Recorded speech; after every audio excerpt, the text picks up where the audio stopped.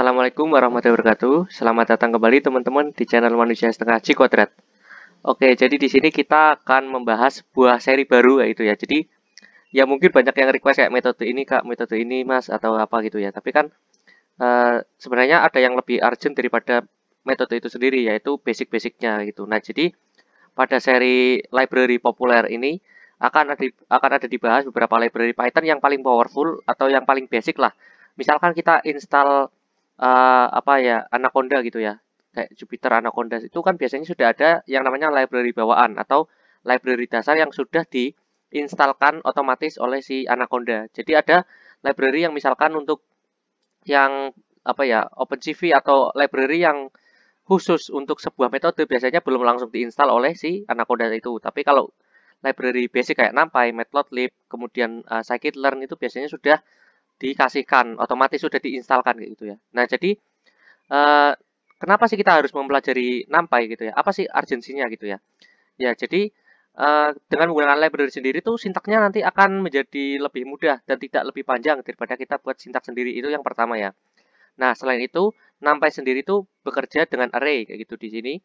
Nah, sehingga dia akan bisa menjamah atau merambah kepada beberapa sudut matematika, ilmu matematika, misalkan aljabar linier, terus transformasi Fourier, kemudian juga tentang metrik, karena kan ya memang metrik itu terbatas kayak dua dimensi kan ya, dimensi horizontal dan vertikal, kayak misal 4 kali 4 orde metriknya itu. Tapi kan kalau array itu bisa n dimensi, bisa lebih dari 2 dimensi. Jadi memang powerful sekali NumPy ini.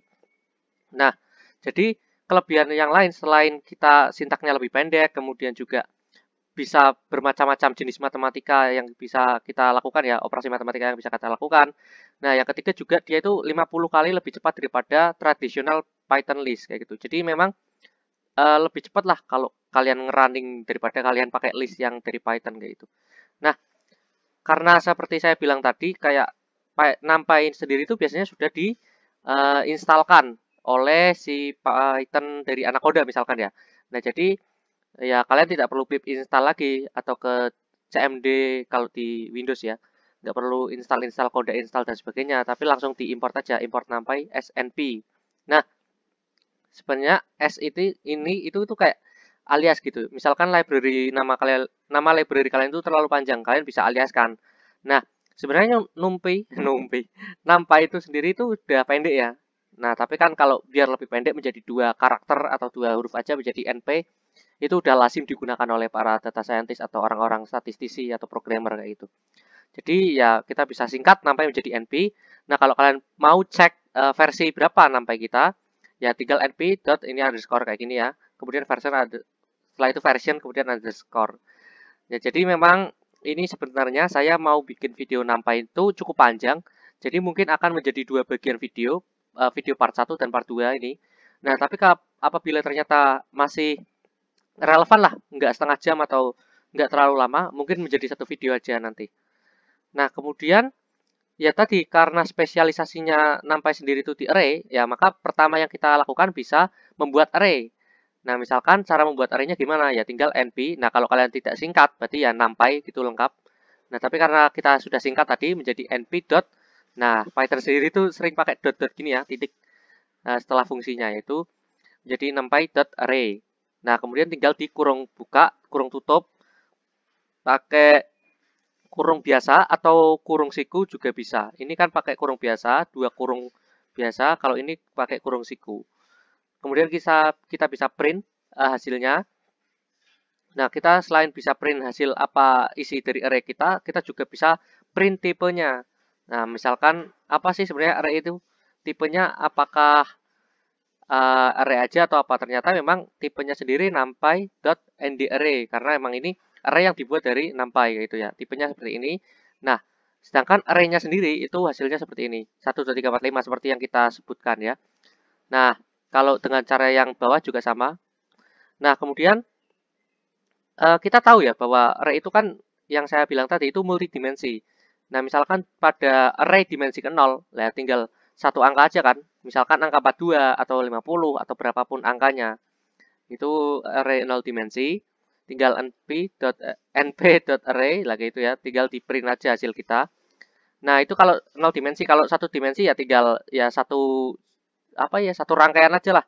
Misalkan 1, 2, 3, 4, 5 kayak yang gampang-gampang aja. Nah, sama sih pembuatannya cuma np.array semua. Kan itu baru membuat ya, baru fase membuat array-nya. Nah, kemudian kalau dua dimensi ya berarti kayak ada baris dan kolom kayak gitu ya. Nah, ini jadi kayak metrik lah intinya. Ada baris 1, baris 2, kolom 2, dan kolom ketiga kayak gitu. Nah, selain itu kita juga bisa lebih besar daripada 2, misalkan 3 dimensi. Nah, ini seperti list dalam R ya sebenarnya. Jadi ada sebuah array di dalam array kayak gitu. Jadi di sini ada array pertama, ini array kedua, dan di dalam array pertama pun ada dua, ya tadi ya, ada baris dan kolomnya. Di sini juga ada baris dan kolomnya. Nah, kalau kalian mau ngecek nih, array kalian itu berapa dimensi sih? Ya tinggal di nama array kalian, misalkan np.array, kalian store atau masukkan ke dalam variabel namanya x, tinggal x.ndim atau berapa sih dimensi kita gitu ya. Tapi kalau kalian ini namanya y ya tinggal y.ndim gitu aja.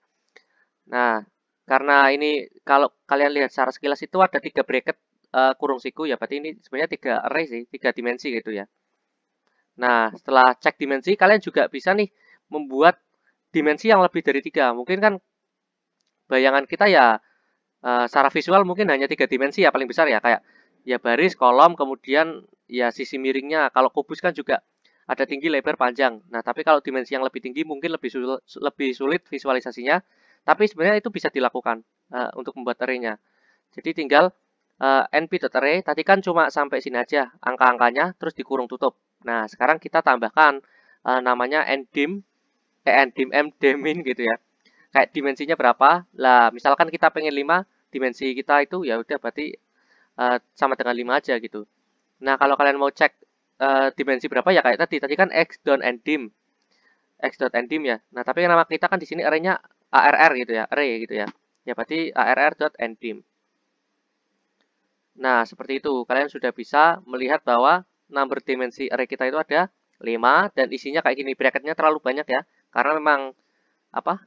Array-nya sangat dalam, sangat deep. Ada 5 dimensi gitu. Nah, selain kita sudah berhasil membuat, nah, hal yang bisa kita lakukan yang kedua adalah indexing. Jadi kayak, kan di dalam array itu ada anggota-anggotanya gitu ya. Jadi, kalau kalian mau ngambil anggota yang pertama, karena di Python itu menggunakan mulainya dari 0, maka ya array bracket 0. Jadi array dalam kurung siku 0. Nah, misalkan kalian mau ambil yang ini kedua, anggota kedua ya, berarti arr kurung siku 1 kayak gitu. Sampai terakhir ya itulah. Pokoknya dimulai dari 0. Itu untuk ngambil satu aja ya. Nah, tapi kalau kalian ngambil dua ya nanti agak berbeda penulisannya. Nah, tapi kalian bisa nih pakai operasi matematika biasa, misalkan penjumlahan. Kita ambil anggota array yang ini sebenarnya ketiga ya, tapi karena indeksnya dari 0 menjadi kedua, dan ini anggota keempat. Nah, jadi kan berarti 0, 1, 2, berarti ini 3, ditambah 0, 1, 2, 3, ini 4, berarti 3 tambah 4 sama dengan 7. Nah, selanjutnya kita akan ke array 2 dimensi. Tadi kalau kita ngambilnya array 1 dimensi cuma kurung siku, terus angkanya berapa, terus kurung siku tutup. Nah, sekarang di sini karena ada 2 ya, kita pertama masuk ke dimensi yang tinggi dulu. Kan ada 2 dimensi ya. Ini dimensi anggota dimensi yang apa ya? Pertama pokoknya ya. Yang ini yang kedua gitu. Jadi karena kita ambil yang 0, berarti kan yang ini ya. 0 itu kan yang pertama ya.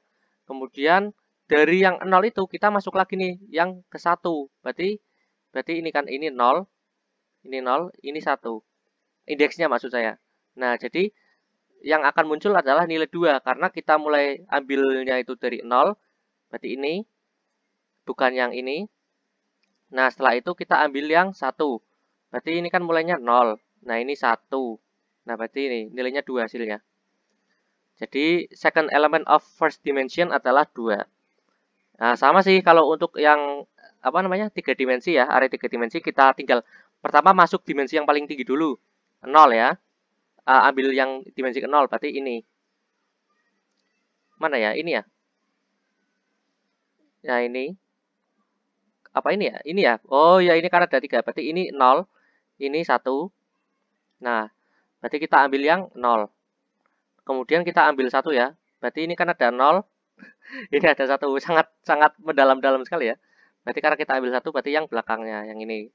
Nah, kemudian karena ini 2, ya berarti ini 0, kemudian ini 1, ini 2, berarti hasilnya 6. Wah, ternyata memang agak dalam ya. Kalau udah 3 aja udah cukup rumit sebenarnya. Nah, kemudian kalian selain bisa pakai indeks dari sisi kanan, dari sisi kiri, kan hitungnya dari kiri ya, 0, 1, 2, dan sebagainya. Kalian juga bisa ambil indeksnya itu dari sisi kanan. Tapi karena dari kanan, maka kita kasih nilai minus, karena kebalikan dari sisi kiri kan.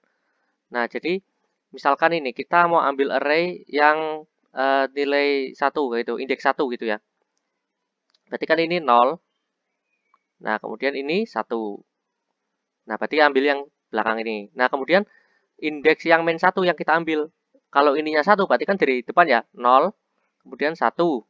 Berarti hasilnya 7. Tapi karena ini ada minus dari belakang. Nah, kebetulan kan nggak ada minus 0 ya.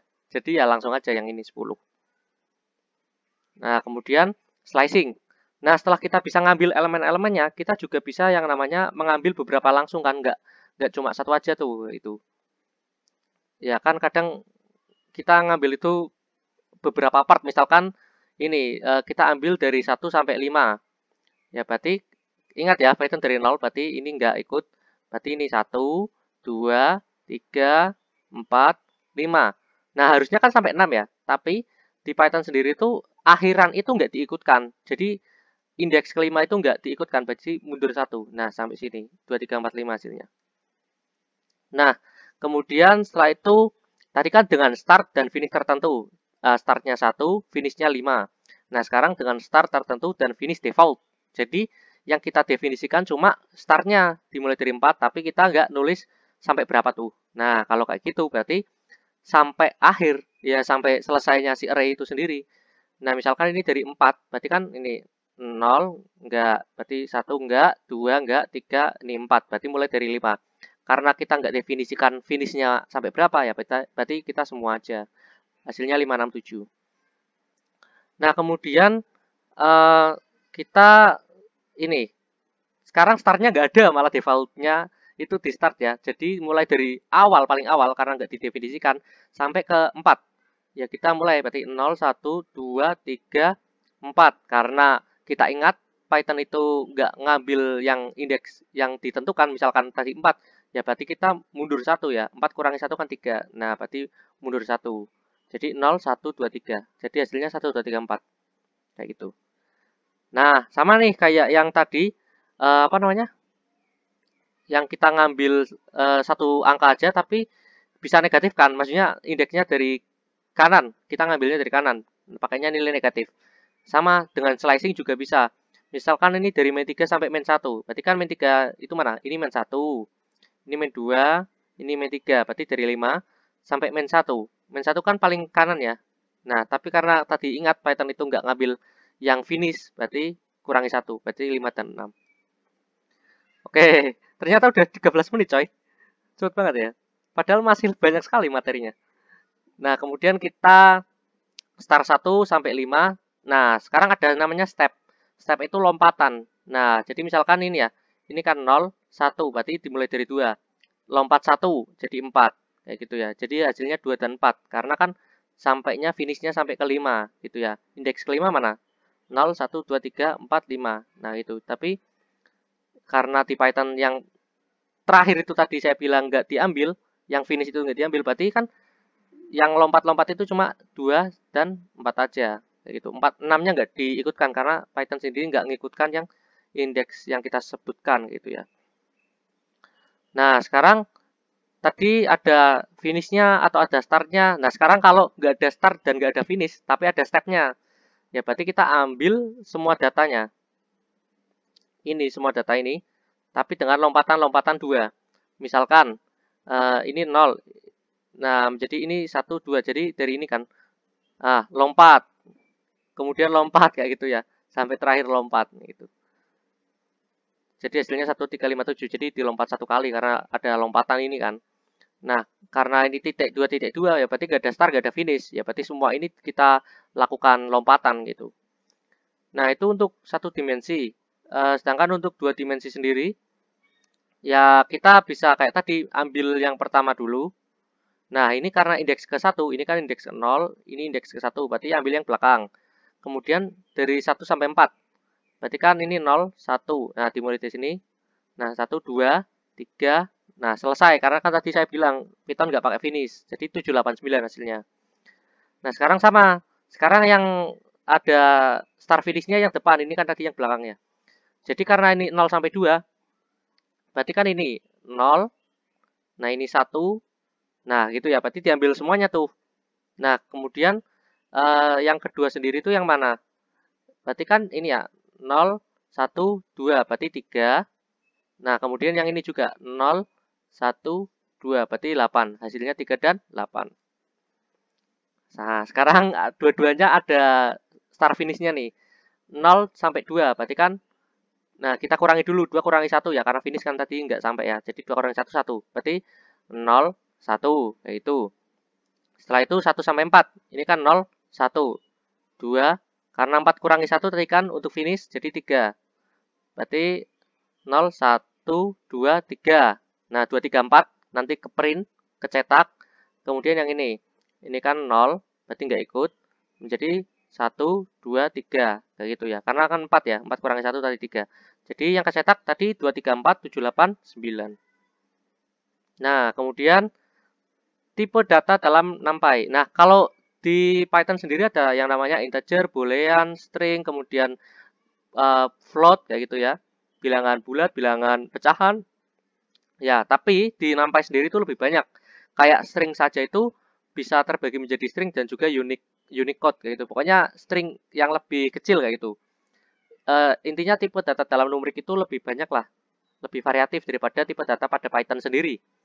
Nah, misalkan kita mau ngecek tipe data, ya tinggal nama array kita, misalkan A, dot dtype kayak gitu ya. Nah, sama untuk yang ini kan ini angka, yang ini kayak semacam kata-kata ya. Jadi tentu tipe datanya beda. Yang pertama adalah integer, yang kedua ini U6. U6 itu kalau nggak salah itu string tapi yang lebih pendek gitulah.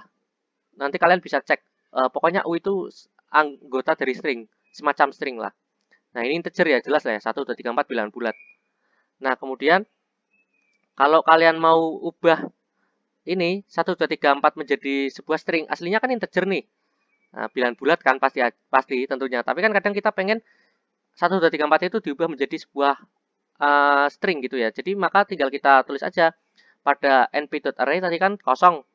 Nah, sekarang np.array belakangnya kasih tipenya di type gitu ya. Nah, S. Jadi tipe datanya udah string. Nah, ini menjadi 1, 2, 3, 4-nya udah nggak kayak ini lagi ya. Nggak hanya angka, tapi ada BB-nya ini. Jadi ini sebuah bukan angka sebenarnya karena kita udah konversi menjadi string. Nah, kemudian yang kesalahan yang sering dilakukan juga ada konversi yang ilegal gitu ya. Misalkan tadi angka integer bisa kita buat menjadi string. Misalkan kayak kelas 12C itu kan gabungan angka dan huruf. Ya itu bisa disebut sebagai string. Angkanya ikut melebur jadi huruf atau menjadi string. Tapi si huruf itu nggak bisa menjadi angka. Jadi nggak apa ya, nggak bisa sebaliknya gitu. Ya angka bisa jadi huruf, angka bisa jadi string maksud saya. Tapi string nggak bisa jadi angka gitu. Misalkan ini A, ya A itu angka berapa kan nggak tahu ya. Jadi misalkan kita sebutkan tipenya integer, ya akan error karena si A ini nggak ada nilainya gitu ya. Kayak aku di mata dia nggak ada nilainya. Udah 19 menit guys. Mungkin sampai ini dulu ya. Sampai berapa sih? Masih panjang ya? Oh, bentar lagi kok. Semangat, semangat, semangat. Nah, kemudian kita akan masuk ke dalam pengubahan. Tadi kan kita definisikan tipenya pada awal kali kita import. Bukan import, kita buat create array itu. Jadi date type-nya berapa. Tapi kalau kalian udah terlanjur nih bikin ini kan arraynya tipenya float atau bilangan pecahan 1,1 dan sebagainya. Tapi kalau kalian mau ubah ya tinggal .s-type, bukan d-type ya, tapi s-type. Jadi kita ubah menjadi apa? I. Nah, jadi I itu integer atau kalian juga bisa sebutkan integer sama aja gitu. Nah, jadi otomatis yang 1,1, 2,1, 3,1 menjadi 1, 2, 3 karena dia dari bilangan pecahan menjadi bilangan bulat. Kemudian yang terakhir, copy versus view. Iya kan? Oh, masih ada yang terakhir save ya. Nggak apa-apa, semangat. Jadi copy versus view. Nah, copy sendiri itu berarti kita meredundansi. Misalkan ada sebuah array 1, 2, 3, 4, 5. Lah kita mau ngopi array ini menjadi X. Jadi ada, kalau kita print, nah jadi ada 1, 2, 3, 4, 5 dan 1, 2, 3, 4, 5. Jadi kita punya dua buah array yang sama. Tapi yang array yang namanya arraynya ARR itu kita ubah pada indeks ke 0-nya menjadi 42.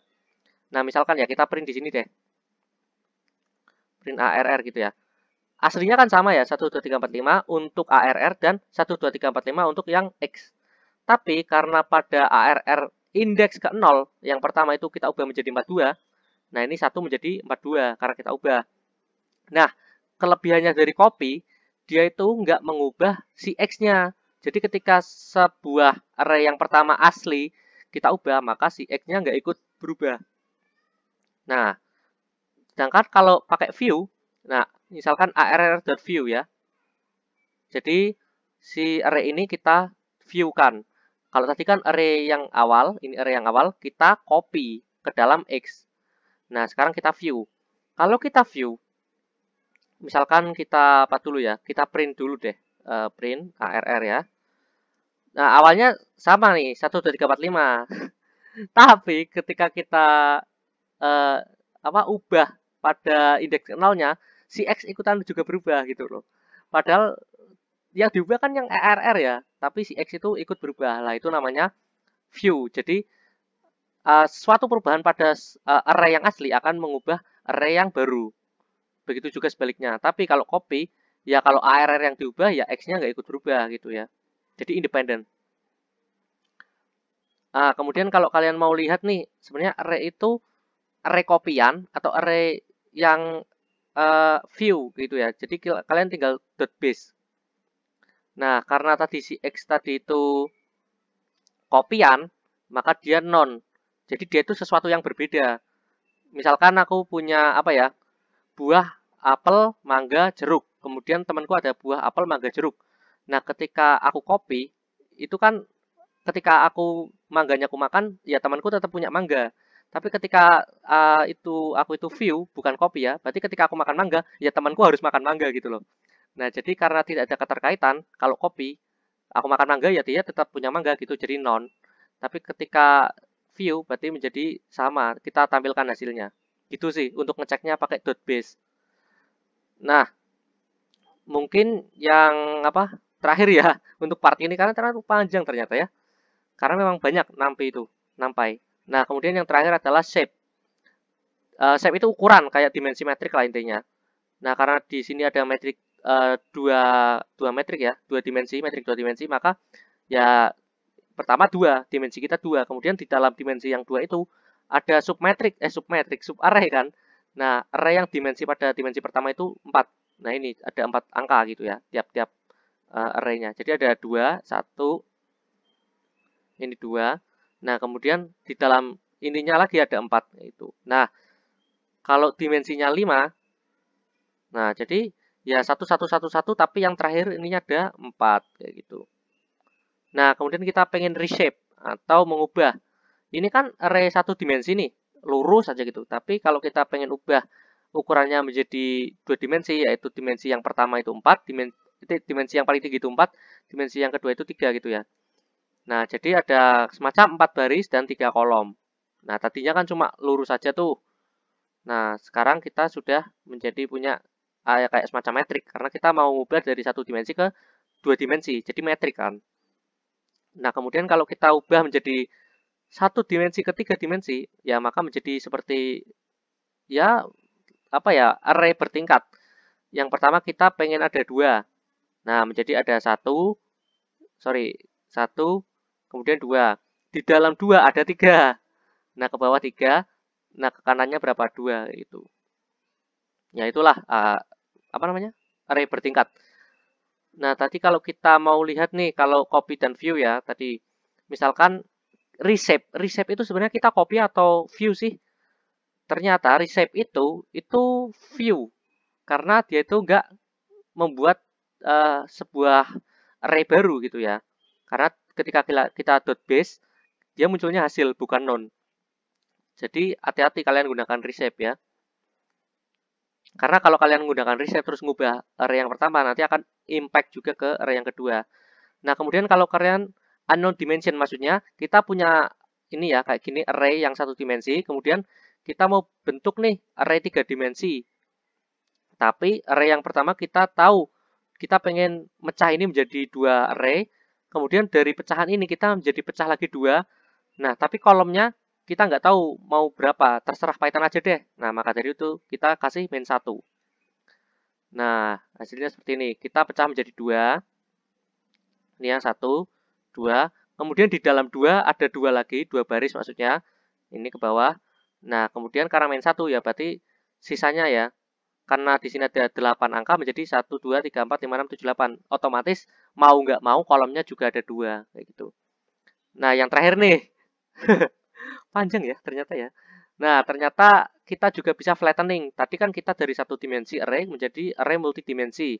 Sekarang dari array multidimensi, 1, 2 ini berarti array 2 dimensi, menjadi 1 tuh. Nah, maka kita pakainya dot reshape dalam kurung main 1. Nah, jadi kita labas semua tuh, kurung sikunya kita buang. Jadi array 1 dimensi aja. Oke, mungkin cukup sekian dari saya. See you next time. Bye-bye.